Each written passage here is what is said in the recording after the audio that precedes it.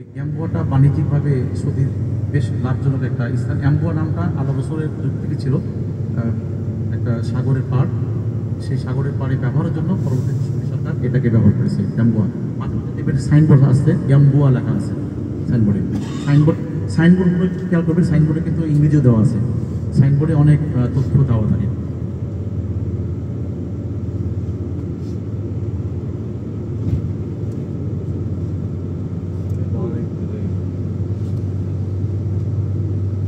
আমরা চোখ কান খোলা রাখি, হয়তো বা উট দেখতে পারি আমরা।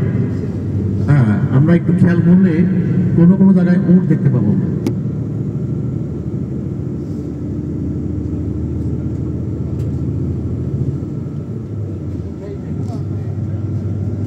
মাঝখানে একটু অন্য কথা বলি। সৌদি প্রশাসন নিয়ে অনেক কথা আছে, আসলে কথা থাকে, কিন্তু আমরা পজিটিভটা যদি ভাবি, দেখেন এত বড় রাস্তা অতিক্রম করছি, কোথাও কিন্তু ট্রাফিক পুলিশ সার্জেন্ট নাই, কিন্তু অত্যন্ত সুশৃঙ্খল। এখানে খেয়াল করে দেখবেন, এখানে ক্যামেরা দ্বারা নিয়ন্ত্রিত হচ্ছে। বিভিন্ন জায়গায় ক্যামেরা লাগানো আছে। এই ক্যামেরা দিয়ে কিন্তু গাড়ির গতি, গাড়ির সমস্ত আইন এটা নিয়ন্ত্রিত করা হচ্ছে।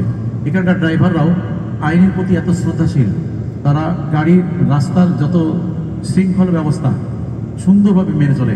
রাস্তাঘাটে কোথাও কিন্তু কোনো আমরা সার্জেন্ট দেখছি না, কোনো আইন শৃঙ্খলা বাহিনীর লোককে দেখছি না, অথচ অত্যন্ত সুশৃঙ্খলভাবে এই রাস্তা পরিচালিত হচ্ছে।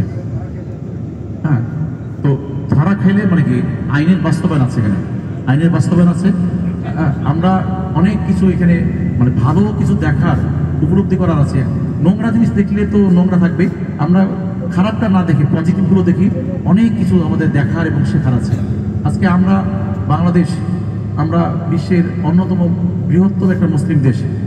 ইসলামের যে শিক্ষা, ইসলামের যে সভ্যতা, এটা তো আমাদেরই একটা সম্পদ। আমরা যদি এরকম নিজেরা সবাই টপ টু বটম যদি আমরা সভ্য হতে পারতাম, পৃথিবীতে আমরাও মানুষকে অনেক কিছু দেখাতে। সবাই এই শৃঙ্খলাগুলো মেনে চলে।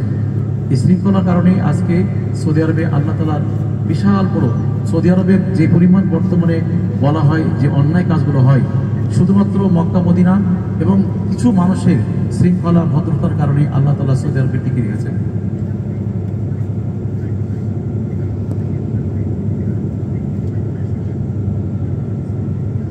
অনেক অনেক বাকি এই রোডটাই ভালো লাগে।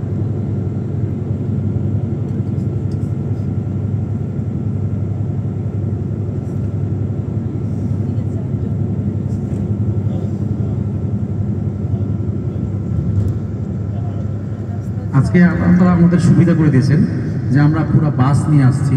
সাধারণত সবাই মাইক্রো নিয়ে আসে এবং বড় ধরনের কাফেলা কম আসে।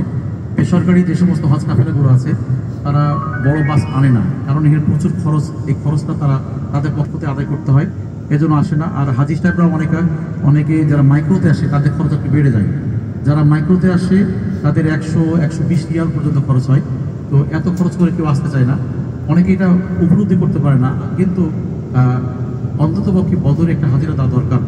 আমাদের ইসলামের কোন ইসলাম পালন করছি, আমাদের ইতিহাসটা কোথায়, আমাদের গোড়াটা কোথায়, আমরা কি শেকড়বিহীন, এই বিষয়টা উপলব্ধি করার জন্য কিন্তু আসলে বদর যাওয়া উচিত। বদরে গেলে নিজের ইমান তাজা হয়, বদরে গেলে নিজের অস্তিত্ব টের পাওয়া যায়।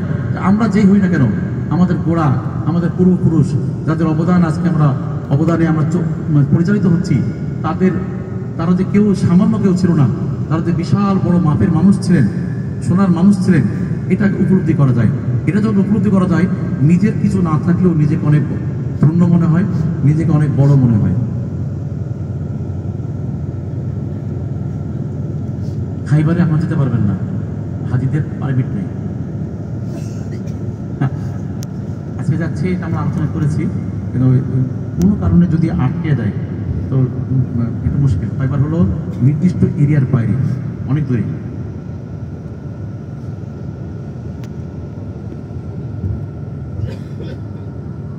কারণ খয়বরে কিছু এলাকা আছে যেখানে মোবাইল নেটওয়ার্ক নেই।